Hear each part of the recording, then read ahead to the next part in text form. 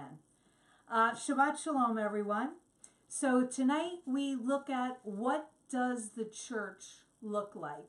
And we've been kind of in a series about language matters, and we've been really looking at some words that are oftentimes misused and used for other things. And we're really looking at the Hebrew meaning of them.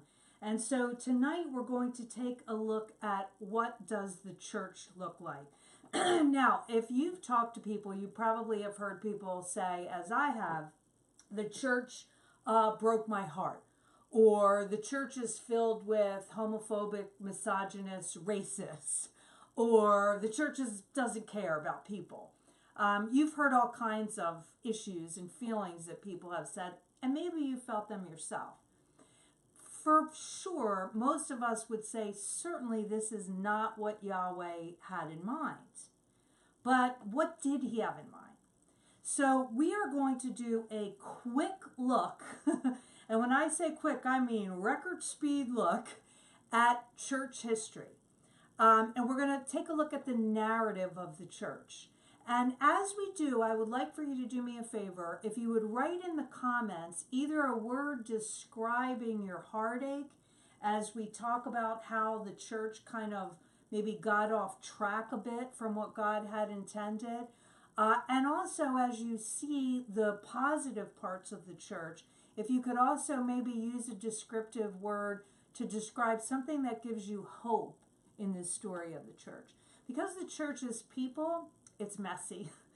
God is all about redemptive movement.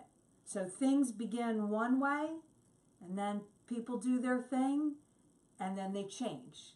And then they change. And then they change. And so there's a lot of changes in the history of the church. So we're going to start at first with the Mishkan. Now, because contrary to Western church belief, the church did not start on Pentecost. That is called, as most of you know, replacement theology. It's when the early Messianic movement happened, but it is not the birthday of the church. So there was the tabernacle. Now, although there were worship altars before this, the Mishkan was really the formalized worship center that was built to Adonai's exact specifications. And this was actually the portable sanctuary that was carried with Moshe and the Israelites throughout their journey. The priesthood, the Levites, the sacrificial systems, the offerings were all given and lived within and around the Mishkan. It was referred to as the dwelling place of Adonai, and it was the heart of the people. Then there was Solomon's temple, or the first temple, as it's referred to. It was beautiful, but this was not a temple without issues. The way Solomon built it, had it accomplished, was in many ways compromising, and one of those compromises was that he enslaved his own people to work in the construction of this temple. So this building for God became more important than the people, or even the Torah laws. Solomon's temple was then destroyed by the Babylonian Empire in 586 BCE. And following that was what was called the Second Temple. And this was a long-term team effort. This was Ezra and Zerubbabel and Nehemiah and Haggai and Zechariah, and it was constructed by Jewish exile groups who were returning to Jerusalem. Now, this temple had some really interesting components to it because the temple intentionally connected with the rebuilding of the city as the social and the economic laws were reinstituted. So in other words, the people remembered when they heard the word of God read aloud, and this temple was part of the social economic laws that were being reinstituted into the city. It stood on the Temple Mount in Jerusalem from 516 BCE and 70 CE. And it was originally a pretty modest structure. Then, after that, there was Herod's temple. Herod the Great overhauled it into this sort of huge and opulent structure that we may be familiar with. Now, the temples, all of them had worship, had festivals, had sacrifices, had Levitical and priesthood observances. Ryan says, oddly enough, Herod's engineering skills were very important. I know. When Ryan and I were in Israel looking at the remnants, it is just insane, and all throughout the city, what Herod was able to do. Iris, it's great to see you, honey. Good to have you join us. And Andrew, good to have you as well. Phoebe, sorry you're smoked out again. I know. I saw that on the news. We'll be praying for Northern California for sure. So there were literally millions of people who came together to gather at the festivals at the temple. So these temples were the center of communal life. And interestingly enough, every time men came in with their grandiose ideas that connected with self, and by the way, I don't mean man, the gender, I mean humans, came in with their grandiose ideas that connected with self, there was an unhealthy pride that was built into the structure. And the temple would shift from a place that serves the community to the people serving the temple, and even serving the priests as the priests became corrupted. And so then the temple became detached from community life, and the institution became the focus, and supporting the institution and its leaders became paramount. Now, you're going to see this all throughout church history. And I know we see this now today, but there is nothing new under the sun, right? This started all the way back then. Samuel Coleridge, this is a really great quote, says, "He who begins by loving Christianity better than the truth." I'm going to let you zoom in on this so you can see this. He who begins by loving Christianity better than the truth will proceed by loving his own sect or church better than Christianity, and end in loving himself better than all. Just read that again to yourself and let that marinate for a little bit. And this has always been the problem with the institution and the building that we see throughout the narrative of the church. So along with going to the temple for the festivals and other expressions of worship in this time, there were also smaller groups that met in homes to learn and to support one another. And there were also neighborhood synagogues for the local community to meet. So there were temples, there were small groups that met in homes, smaller groups that met in homes, and then there were local synagogues as well. And you lived very close to your synagogue. So you could get there on the Shabbos without violating any Sabbath travel laws. According to David Stern, a Sabbath day walk is about 2,000 cubits, which works out to be about 5/8 of a mile. So people lived within 5/8 of a mile of the synagogue that they worshiped at. The term synagogue is of Greek origin, synagein, and it means to bring together. And it also means a place of assembly.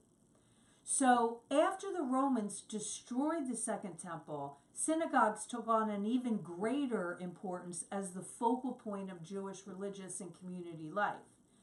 So in relation to these faith community gatherings, I really want to look at two words that Hebrew words that are very important, and Hebrew culture use them often.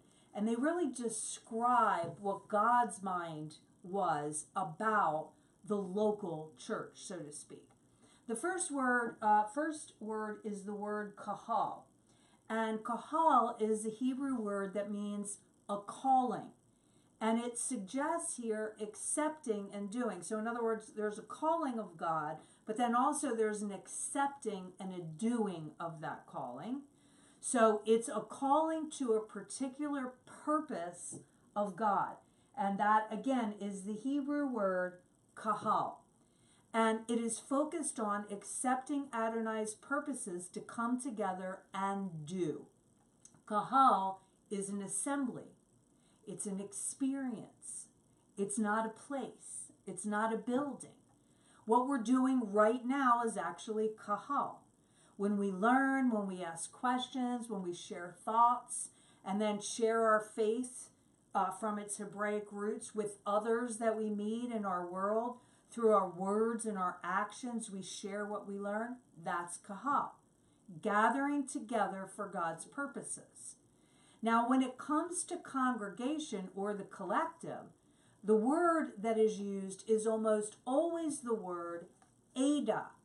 Now, Ada is an even more interesting word. It's found 123 times, this word is found in the Torah, and it is about the unity of those appointed to gather.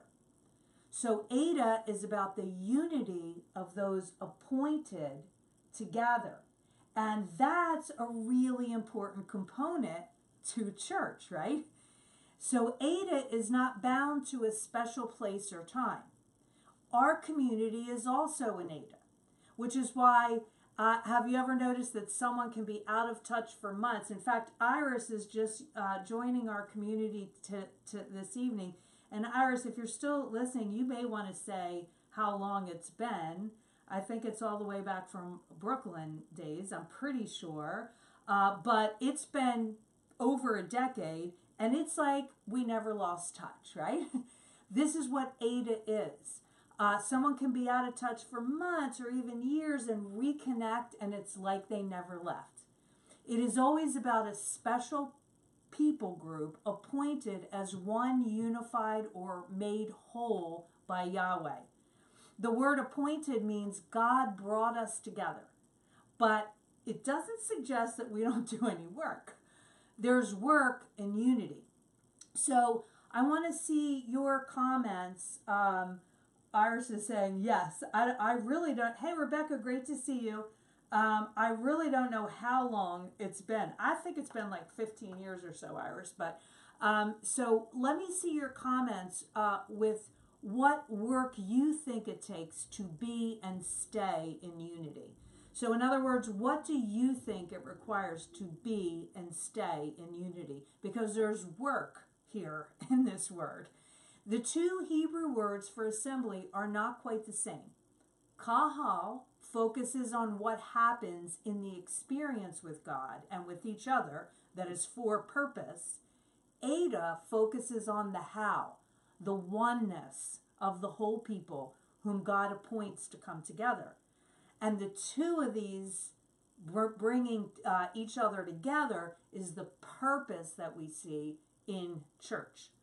The Brit Kadasha, or New Testament, uses the Greek word ekklesia, which is the word that we commonly hear pastors reference or commentators reference. Ekklesia is from two Greek words, ek and kaleo, and it literally, ekklesia means called out. However, the Greek word ekklesia is not found in other ancient Greek literature with this meaning. In Greek, ekklesia was used to describe any convened assembly of citizens for social and legal purposes. And we see that in Acts 19:32 and 41. What this means is that the use of ekklesia in the New Testament cannot be based in classic Greek. Like all Greek words used in the New Testament, the meaning of ekklesia must be derived from the Hebrew background implicit in writers like Paul's orientation. Our friend Messianic Rabbi Robert Gorlick makes this point clear. He says, if Paul uses ekklesia in all his letters to describe what we call church, why is it that no one confused this word with an ordinary town meeting? The answer is obvious. Paul's audience knew that ekklesia was not to be understood in the classic Greek sense. It was rather to be understood in the Hebrew sense, as an assembly for the purpose of religious expression, namely a kahala. It appears as though the Hebrew idea behind ekklesia is about a happening, not a place. A church is a gathering event called by Yahweh for his purpose. It is for the purpose that precipitates the gathering. Church from a Hebraic perspective is all about why we come together and how we come together, not where we come together. So let's look at for a second, where did this word church come from? The word has a long history.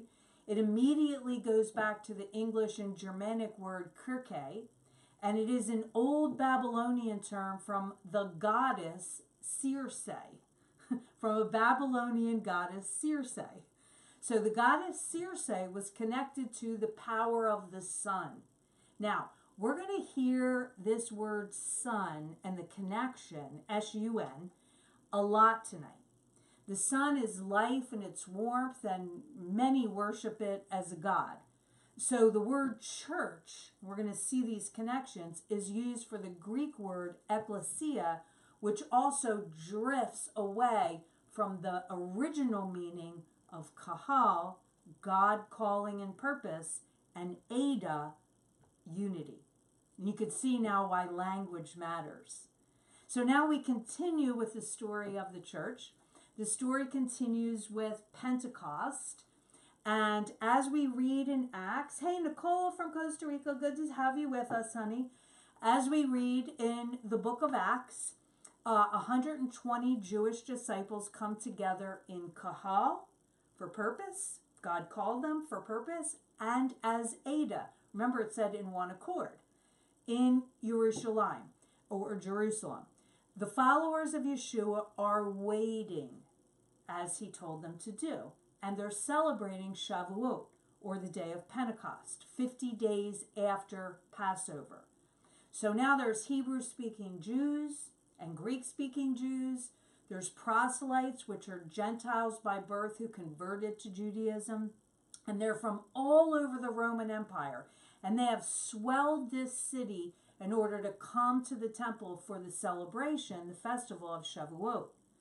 Now, Jerusalem is a city less than 0.35 square miles, it's estimated at this time. And Luke mentions 16 nations represented. So the Talmudim, the disciples, were gathered together for a purpose as one in unity, kahal aneda, and Yahweh empowers the 120 with his ruach, his spirit. And they began to speak in languages they had never learned. As a result, those visiting Jerusalem, the text tells us, hear Adonai praised in their own language. And 3,000 people become followers of Yeshua as the Messiah, and many of them stayed there in that city. Some historians say that this movement eventually made up half the population of Jerusalem. So now we're going to continue with the narrative of the church. Acts 19, where we see Ada and Kahal, unity and purpose, again, lived out. Paul and some others went to Ephesus. And Ephesus was a main harbor, and it had at least 250,000 residents. And they gather up this faith community together. These were predominantly Gentiles that kept biblical festivals. Paul remained there for only 3 years teaching them. And this is where the history really gets interesting. So stay with me, because we're going to see that nothing new that we see today hasn't already happened then.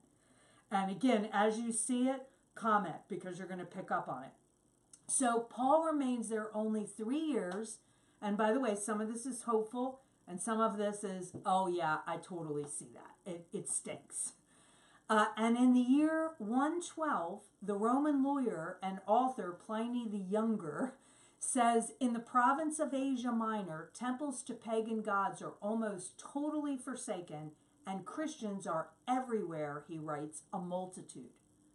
So look at this. This new faith community that Paul had only spent 3 years with, that knew nothing when he got there, was a huge cultural impact in their region. And not only was this a spiritual awakening, it was a social justice movement. Because wherever people of the way went, women were liberated, children who were enslaved and even sometimes made prostitutes with pagan idolatry were liberated, The poor were taken care of. So this was also a social justice movement. Now, the church had its challenges. There were Jewish followers of Messiah, of Yeshua as Messiah, who were lawfully Jewish and attended a synagogue and were part of the sect of Yeshua followers. There were also Gentile followers who were not lawful Jews, and there was some confusion as to how to incorporate them. Some people said, you got to convert to Judaism. You got to eat kosher. You got to become circumcised. You got to obey Jewish laws. Others said, no, they're to remain as they came to Yeshua, and they're to continue to learn. And ultimately, there was an agreement reached. And they all continued together as a group with their kahal and ehad, their purpose and their unity. And the point is this, it was messy and it could be emotional, but there weren't others in this scenario. And notice here that Ada can come even in theological differences. So now we continue. These small groups on their own would gather together. They would read letters from the apostles that were written to them. They would take care of each other, and they would serve the communities they lived in. In 1 Corinthians 5, Paul writes that when the church assembles, Yahweh's power is on them. One of the most striking pieces of the narrative of the first century church is that Paul would go into a town. He would connect with people that have no knowledge at all of Yahweh or Yeshua, and he would build Adas, living, unified faith communities that gathered together in Kahal for purpose. He did it with the Galatians, he did it in Thessalonica, he did it in Corinth, in Ephesus, and in Philippi. And most of them, with the exception of a couple, were made up of groups between 20 and 50 people. And listen, there were not even any Bibles. The New Testament wasn't even really written. It was just letters written to certain gatherings. And the Tanakh, the Old Testament, was very scarce. Synagogues had scrolls, but the scrolls were not usually complete, and they were only read in the synagogue. People didn't have their own Bibles. The Gentiles didn't really understand Hebrew or the Jewish culture, even if they could read. When Paul went into Galatia with Barnabas, he only spent 4 or 5 months in 4 towns. And one of them was Antioch in Pisidia. And they are meeting in a home in a very vulnerable place. They are being brutally persecuted by the government. And by the way, when I say brutally persecuted by the government, I'm not talking about this BS persecution that Christians are talking about in the United States right now, who have no idea what persecution is whatsoever. This was actual persecution, which I don't even want to get into in its specificity, because it will literally make you ill to your stomach. And Paul will leave them alone after this time without a Bible, facing this kind of persecution, and they will not see him again for 1 year. Yet, somehow, this continuity of Kahal and Ada was maintained through teachings and through letters, and it was lived out in the new community, even in its messiness. And hey, the people screwed up sometimes. That's the context of the epistles in the New Testament. These were new Talmudim, new disciples, but they were prepared and they were strong enough to affect these powerful religious cultural systems in their communities. And listen, literally face down a torturous death to do it. This quote by T.S. Eliot is pretty profound. It says, the greatest proof of Christianity for others, in other words, when other people see what is called Christianity, the greatest proof of Christianity for others is not how far a man can logically analyze his reasons for believing, but how far in practice he will stake his life on his belief. And I don't know about you, But I kind of long for that kind of conviction in what we say we believe in. That a person is actually willing to stare down that kind of oppression and do it on behalf of his community. So the kingdom message affects culture when lived out under a purpose and in one accord. Paul shares his passion for Yeshua's love and grace, and it transforms people and the way they live. They caught it, and then they shared it. And then Paul had faith in God preserving his church. He saw them as God saw them, the body. If more people were told who they are, they wouldn't have to be told what to do. And this is what we see in this first century church. And then a catastrophic thing happened to the movement. And many of you, hey, my brother Bruce, great to see you. So good that you joined us. And many of you are familiar with it, some not so familiar. It went from this unbelievable movement of God to the year was 312. And there was a struggle in the Roman Empire. And as Constantine was getting ready to come up against Maxentius, they were going for the imperial throne. And Maxentius was feared. He killed thousands of Roman senators at one time, and he was this staunch practicer of witchcraft, which gave him this kind of scary supernatural quality. And Constantine was nervous. So he prayed to Mithras, the Persian sun god, whose birthday was in the winter solstice. Now, for those of you who have never heard this before, a lot of our community has, but those of you who have never heard this before, this is going to be a little shocking because you're going to see how this sort of bleeds into how we practice our Western Christian faith today. Constantine says that as he's sort of praying, and again, he's nervous, and he prayed to Mithras, the Persian sun god. Remember I told you you would hear sun a lot, S-U-N, whose birthday is in the winter solstice. And Constantine then says he sees a flaming cross in the sky next to the sun. And he heard the words, this is what Constantine's story is, conquer by this. So he wins the battle. And again, there's nothing new under the sun, right? He wins the battle, and he announces now he's a follower of Jesus Christ.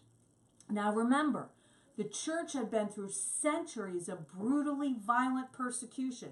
Remember, it just kind of got left from Paul, and they continued on. And they survived, and they thrived, and they made a difference in their community. And they were tortured and killed for their faith. But now, all of a sudden, persecution towards Christians ends immediately. Christianity became popular, acceptable, politically correct. Christian leaders were invited to the White House for dinners and had the president's... lost my train of thought there. Constantine would financially incentivize wealthy people, powerful people in the elite echelon to join the church. And Constantine brought the church into a governmental shift, and in 325 he made the first general council of the church. And now a strategic divide was made between Jews and the Messianic Gentiles. And the Hebraic roots of the way were about ready to be ripped up and out. And Ada, the gathering together for unity, was about to be destroyed. And listen, anti-Semitism was at the core, and political power was at the reins. Constantine reinvented and reorganized Christianity. And among the many changes in the church, listen, he outlawed house churches. See, you couldn't control the people if they met in houses. And so he built huge buildings. The Roman church made him an apostle. Constantine made 13 monuments, 12 for the apostles and 1 for him, which was the biggest. There was a bishop, a trusted representative of the Roman emperor. And he made a new style of worship. And that new style was, instead of people gathering together and everyone sort of contributing to one another, there was a clergy, a professional clergy laity separation. Christians no longer read letters together any longer. They weren't allowed to sing in the church. They weren't allowed to pray out loud for themselves when they gathered. All music was performed by professionals, and the sermon was in Latin. No participation, no dialogue, no questions. Constantine was a devoted follower of Mithras, the Persian sun god. Here it is again. And he called him the unconquered sun, S-U-N. So he decided to incorporate his pagan religions with Christianity and make new holidays to replace the biblical festivals. Constantine put a picture of Mithras on his coins 2 years after his alleged conversion. Constantine on one side, Mithras the sun god on the other. And Sunday replaces the Sabbath. He designated it the Venerable Day of the Sun, S-U-N.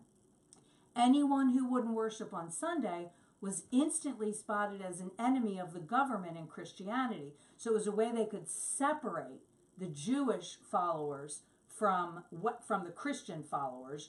And when I say Christian followers, the ones that were also being separated from the Jewish roots. All traces of biblical Jewish holidays were removed and outlawed. And we see ancient art from this time where Yeshua was portrayed as the sun god. If you've ever seen the art with him with that sun, that's what that is.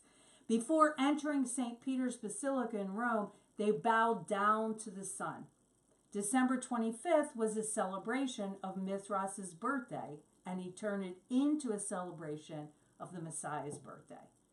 So by the end of the 4th century, pagan religions were outlawed by Constantine, and those pagan temples were turned to Christian churches, and pagan priests were turned to Christian priests. Remember we spoke of a hybrid when we talked about leaven? This is what happened. So they gave Christian names to their pagan gods. The cult of Isis, which is the Egyptian goddess, the great virgin or mother of God. Worshippers began calling Isis Mary. Others used Christian martyrs for pagan gods. And by the year 500, this state-endorsed religion reigned. In the Middle Ages, Christianity had become a completely different practice than its early messianic beginnings. And the church had become a great political and military power, conquering through the cross. And Christianity began to use war language. And also the cross came into play with Yeshua hanging from it. And it became a prevalent icon. Conquering through the cross. War language around Christianity in order to keep the people in check. So now the church had gained great wealth and national power. And this went on for about 1,000 years. Then Reformation comes. And although it shifted in some good ways, racism and sexism and anti-Semitism were still very prevalent, along with authoritarianism that stubbornly remained. Now, I know I'm not doing a lot of comment and interaction tonight because this is so dense, but I promise you I'm going to read what you are commenting on tonight. The authoritarian structure being one of the enforced creeds of belief. So Constantine wanted a church he could control. That's where that started. And if there was one person over the church, it's controllable. In Mithraism, every temple had a priest, and they called him Father.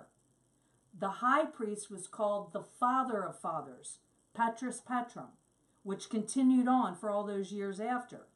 When the Reformation came, they kind of liked the dude in charge of everything. But they didn't see where you would call a man father in the Bible, so they found the word pastor and changed the head authority's name from priest to pastor.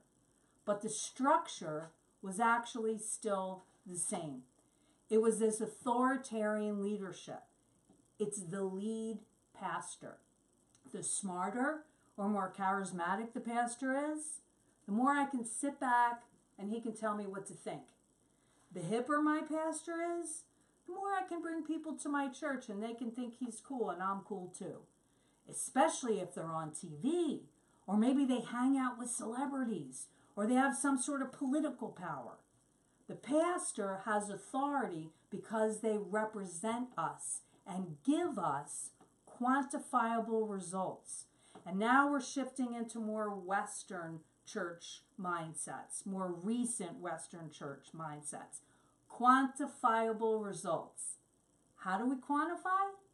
Numbers. Numbers in attendance and numbers in finances. So we can have everything we want. We can have the killer kids programs, we can have the killer guitar players, and we can have awesome light shows.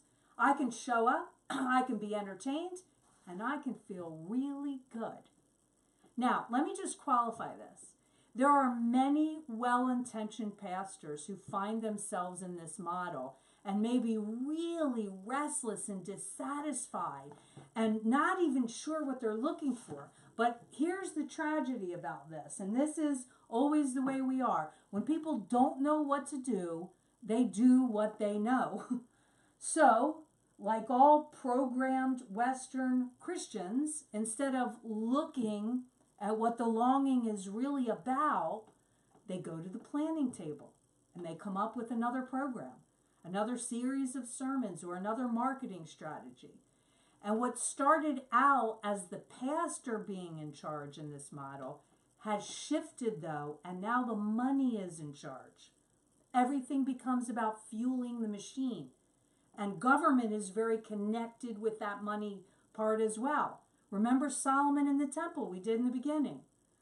So people either are consumers or slave labor in this model, just like with Solomon. What happened to the people that were willing to die for each other and willing to sacrifice to bring the love of God in their own communities and to the community at large? I think I hear a cry for that these days. There's a longing happening in the hearts. So Yeshua gives his followers an illustration in Luke chapter 5, verses 37 through 39. And he says this, "No one puts new wine into old wineskins. If he does, the new wine will burst the skins." Where do you find God in the machine? Jean asks. I think that's the problem. I don't think you can find God in the machine. I don't think he's about using people to run the machine. I think he's about the church as it was designed in the beginning to be the focal part, to be the support of the people who are taking the message of good news into the community. And that's the problem. So let's go back to this. If he does, the new wine will burst the skins and be spilled, and the skins too will be ruined. On the contrary, new wine must be put into freshly prepared wineskins. Besides that, after drinking old wine, people don't want new because they say the old is good enough. Now, the text is in the context of Messianic faith adapting to Judaism. Okay, so again, I just want to clarify that. What that is Messianic, people that were following after Yeshua, but very much keeping the biblical festivals and things like that. Messianic faith adapting to Judaism. But the point is actually well taken midrashically for us and used in our context tonight. Here it is. Here's the aha moment. We cannot fit new in the old. The old wineskins were very papery and brittle, which is what this description is telling us, because they've been holding the old wine for a while and they expanded as much as they're able to expand. The wineskins cannot expand anymore, and they will break if stretched anymore.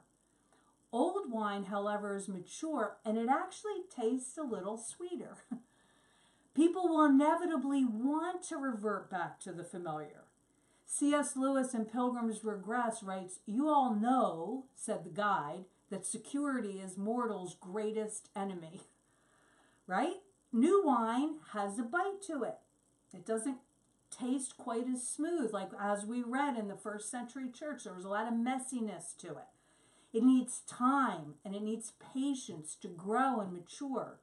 The wineskins that are new are strong and malleable, however, and they can expand. The old wineskins won't hold new wine.